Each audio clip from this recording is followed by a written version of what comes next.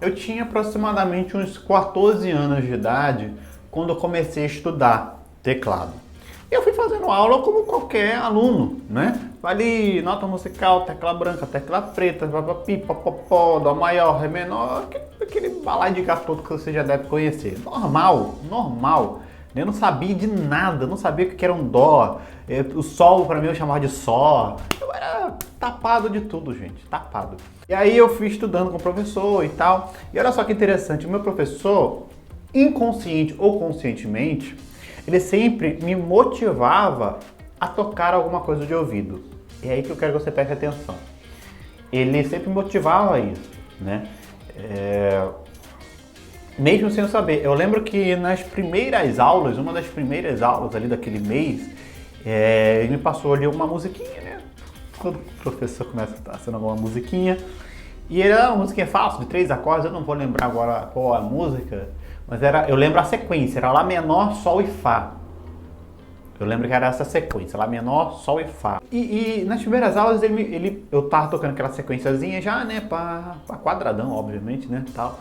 E ele falou bem assim, olha, faz o seguinte, Eric, tenta fazer a melodia dessa música aí. Eu fazer o quê? É a melodia! Gente, eu não vou lembrar a música, mas fazer a melodia você já sabe, né? Fazer o canto ali no teclado com a mão direita, né? Será que a música A esperança para o ferido como árvore cortada? Será que era essa música? Eu não vou lembrar. Mas enfim, vamos só que seja essa. Então eu tinha que fazer o teclado.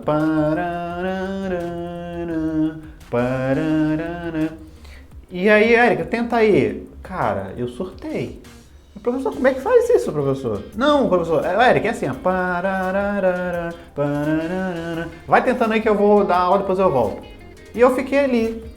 Pam, pam, não.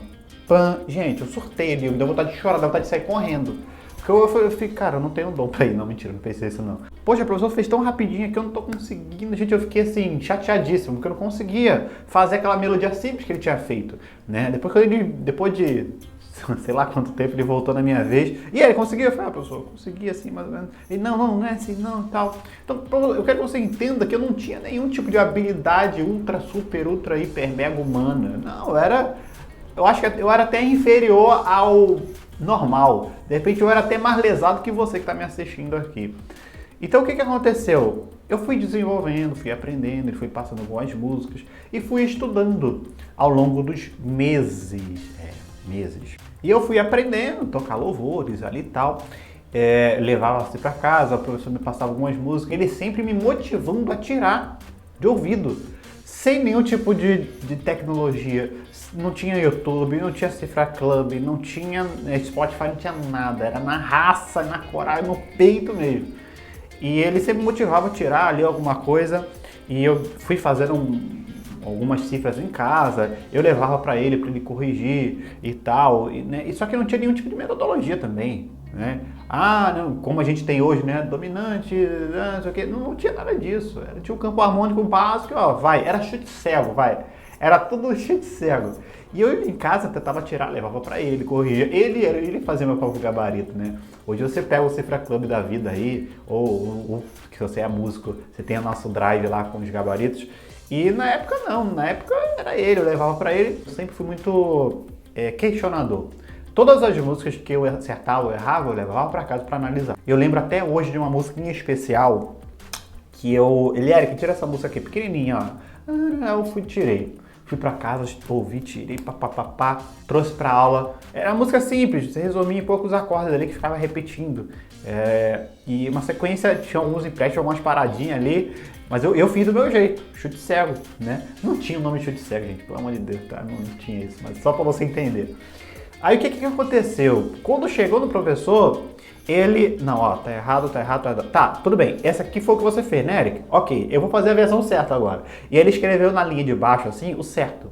Então ficou na linha de cima a minha versão errada e a versão dele certa.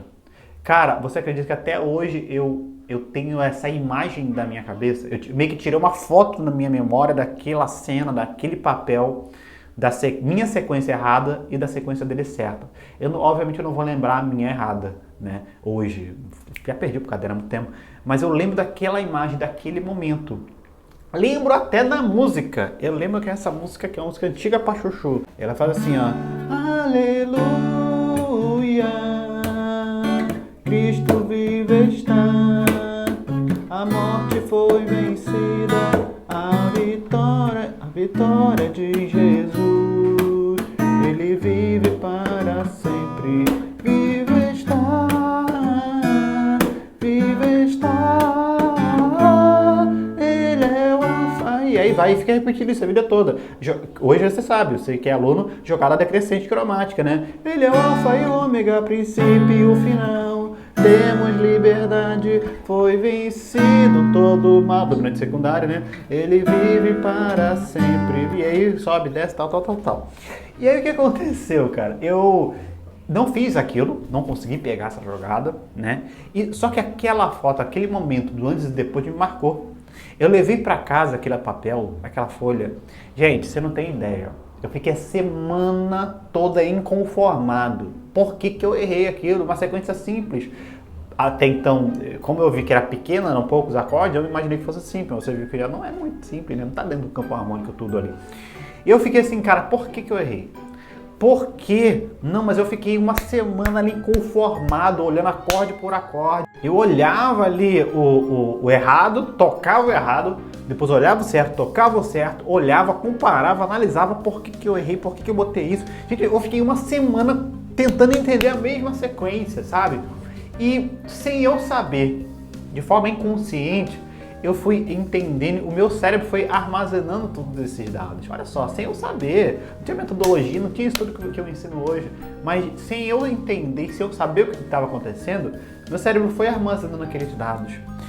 Eu fui criando padrões, né? E toda música que eu levava para o professor e ele corrigia, né? Ele me dava ali aquele feedback na aula, né? E olha só, eu tinha que esperar uma semana. Então eu estava em casa, tirando uma música, e aí na semana seguinte, professor, tá certo isso aí? Ah, não, tá errado. É que eu tinha que esperar uma semana, não tinha ligação. Até tinha ligação, mas eu já te falei que a gente não tinha dinheiro para ficar ligando para ninguém. Depois de muito tempo que a gente tinha um telefone fixo e tal, enfim. E ligação para celular era mais caro, mas deixa pra lá.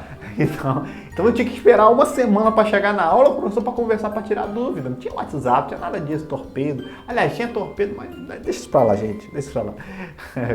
Minha vida era pobre. Então o que aconteceu? Eu cheguei todas as músicas que eu pegava, eu levava e analisava em casa. Ninguém me falava para fazer isso, eu simplesmente fazia porque eu queria entender por que eu estava errando, por que eu estava fazendo isso, né? E sem eu saber, eu estava tentando de alguma maneira criar alguns padrões, né? Alguns empréstimos que eu via, algumas jogadas, não era jogada, né? Porque eu falava jogada. Algumas sequências que eu fazia ali, eu tentava entender, poxa, peraí, eu estou fazendo essa sequência aqui.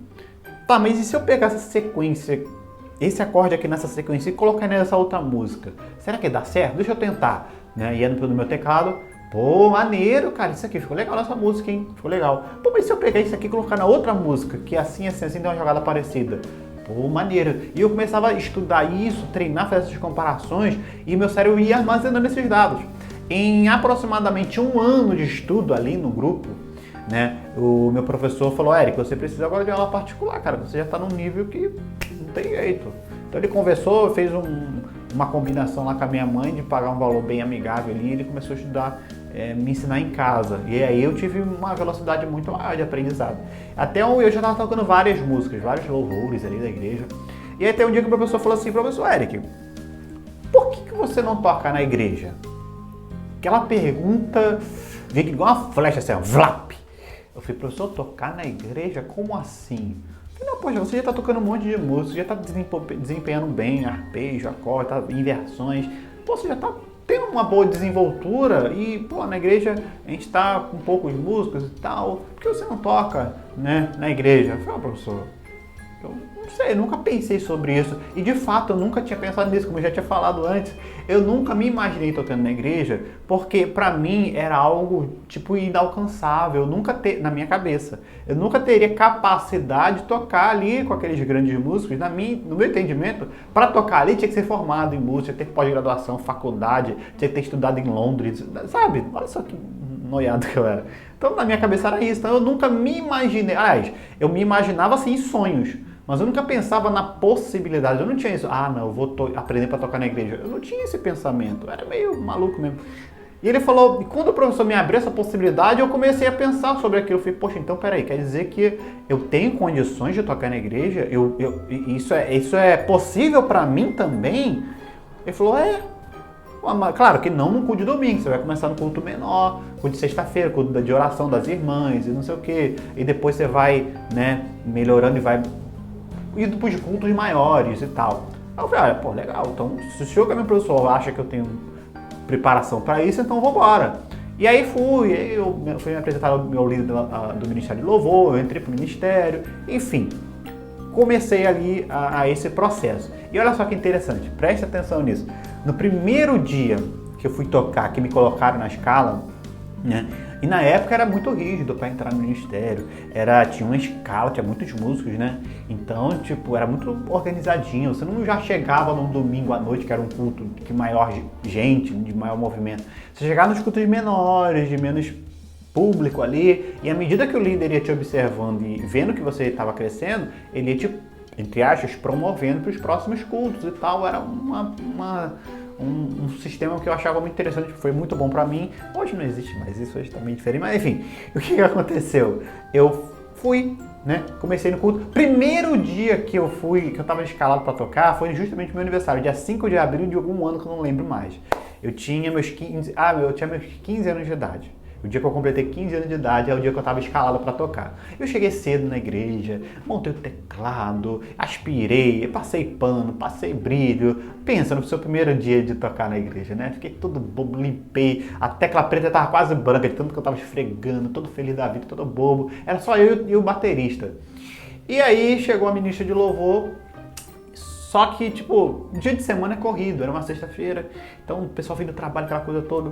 E ela chegou, tava perto de começar o culto, ela chegou, Eric, é o seguinte, eu separei essas músicas aqui, ela me deu as transparências. Gente, transparência, tem noção? Você que é mais novo, você não vai saber o que é isso. Hoje é a era da televisão, da show, mas na época era transparência, era um monte de transparência, literal, um material que eu não sei o nome, que você botava no negócio, jogava uma luz, gente, um negócio de loucura. Então, ela me deu as transparências assim, olha, Eric, você sabe tocar essa música? Eu olhei, não sei não. Tá, essa aqui você sabe? Não. Ah, não, essa aqui? Não. Ah, não, essa aqui todo músico sabe, não é possível, essa aqui você sabe? Não. Eric, pelo amor de Deus, qual música você sabe tocar?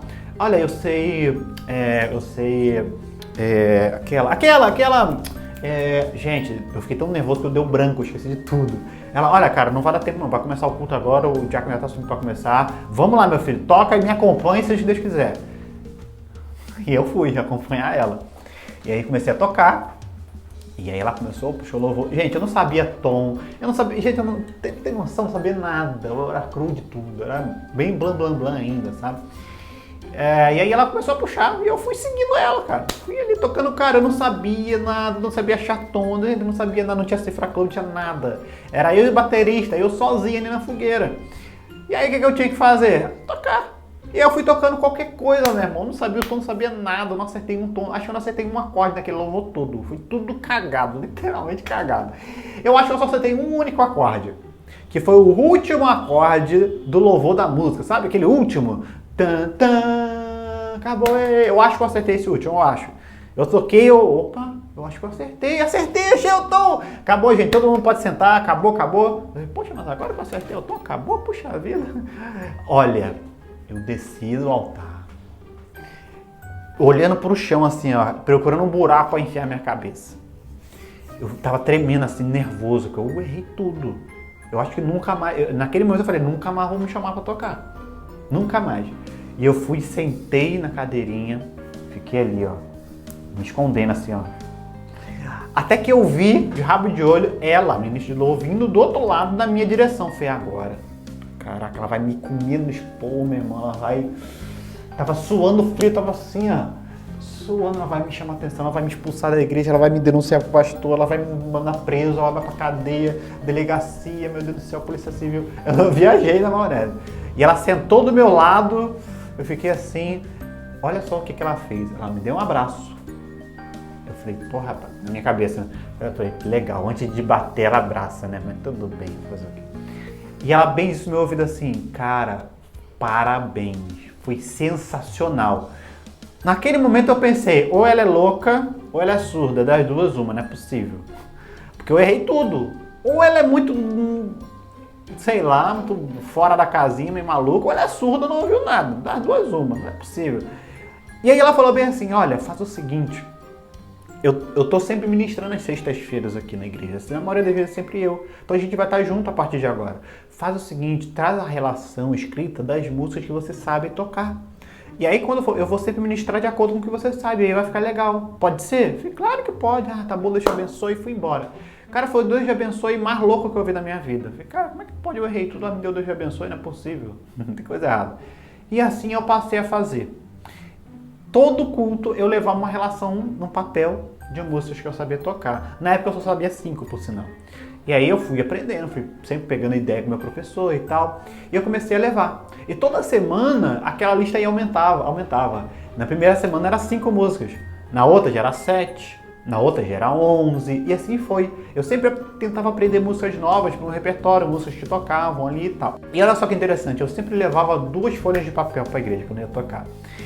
E era folha de papel assim, dobrada, né? Uma em cada bolsa aqui da calça. Uma folha era as músicas que eu sabia tocar. Então eu chegava no culto e falava antes do ministro assim, pô ministro, ó, essas músicas é o que eu sei tocar, você tem como escolher o que tá aqui? Ah, legal, sabe essa.